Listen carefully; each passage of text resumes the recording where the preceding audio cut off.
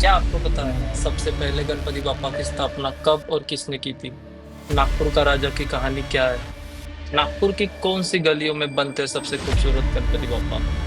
तो आज की रात हम पहुंचे चितारोड़ी, नागपुर की वो पवित्र गली जहाँ हर साल हजारों मूर्तियां बनती है, जिनमें से कुछ बनती है नागपुर के प्रसिद्ध गणपतियों के लिए। तो चलिए शुरू करते हैं आज का ये व्लॉग फॉर गणपति बापा।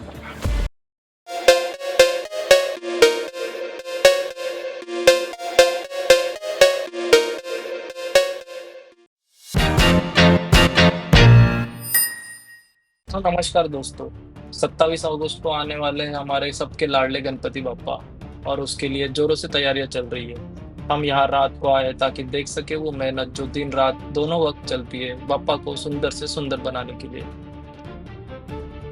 गणेश उत्सव का इतिहास जान लेते हैं और फिर आगे बढ़ेंगे हमारे आज के ब्लॉग में। तो गणेश उत्सव की शुरुआत छत्रपति शिवाजी महाराज के काल में ही शुरू हो गई थी।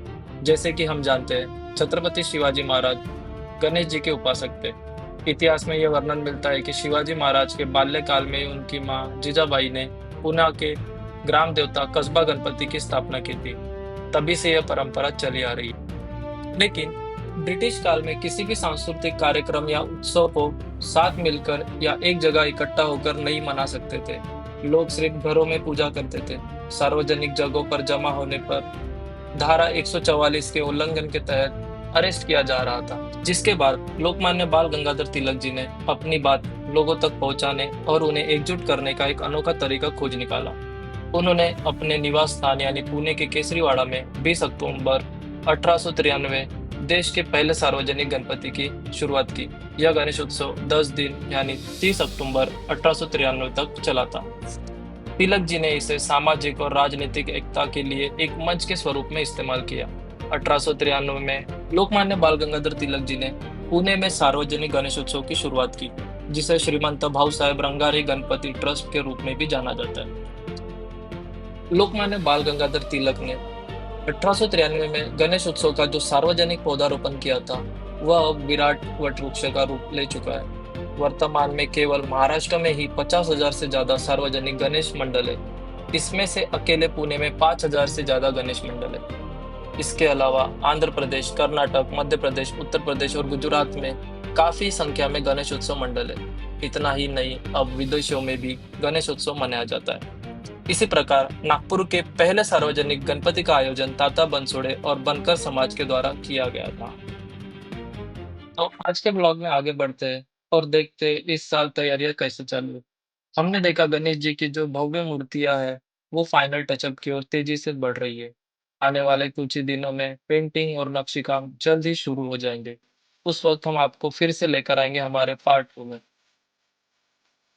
नागपुर के चितारोड़ी यानी कलाकारों का भंडार। यहाँ हर एक व्यक्ति अपनी कलाकारी से एक एक काम इतनी बारीकियों से करता है, जैसे मूर्तियों में जान डाल रहा हो।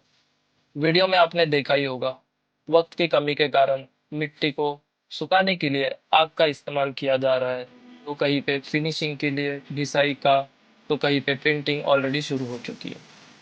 सीतारोड़ी एक ऐसी गली जो दिन में शांत दिखती है, लेकिन रात में यहाँ जान आ जाती है। यहाँ हर साल 3,000 से ज्यादा मूर्तियां बनती है। नागपुर ही नहीं, पूरे विदर्भ के लिए यहाँ का हर कारीगर पीढ़ियों से इस कला को जीवित रखे हुए है। बात करते हैं नागपुर के प्रसिद्ध गणपतियों की। श्रीमंत दगड़ूशेठ हलवाई सार्वजनिक गणेश उत्सव मंडल, यह नागपुर के सबसे पुराने और सबसे प्रसिद्ध मंडलों में से एक है। यह अपनी सुंदर मूर्तियों और जीवंत उत्सव के लिए जाना जाता है। फिर टेकड़ी गणेश मंदिर, यह एक प्राचीन मंदिर है जो पहाड़ी पर स्थित है, जिसे मराठी में टेकड़ी कहा जाता है। यह लगभग 300 साल पुराना माना जाता है और यह अपने एक स्वयंभू गणेश प्रतिमा के लिए प्रसिद्ध है, जिसके बारे में कहा जाता है कि इसका आकार धीरे धीरे बढ़ रहा है। इस मंदिर में हर महीने चतुर्थी के दिन भक्तों की बड़ी भीड़ उमड़ती है और पौष महीने के संकष्ट चतुर्थी पर एक भव्य यात्रा भी आयोजित की जाती है। महालचा राजा श्री पटलेश्वर गणेश उत्सव मंडल, यह गणेश उत्सव मंडल भी नागपुर में प्रसिद्ध है। दक्षिणामूर्ति गणपति मंडल, यह मंडल महल के इलाके में स्थित है और गणेश चतुर्थी के दौरान कई लोग यहाँ दर्शन के लिए आते हैं। नागपुरचा राजा श्री गणपति उत्सव चैरिटेबल ट्रस्ट, यह भी बहुत प्रसिद्ध मंडल है जो नागपुर के रेशीमबाग इलाके में स्थित है और 2025 इसके लिए 29वां साल माना जाएगा। इसके अलावा नागपुर में कई अन्य प्रसिद्ध गणेश मंडल और मंदिर है।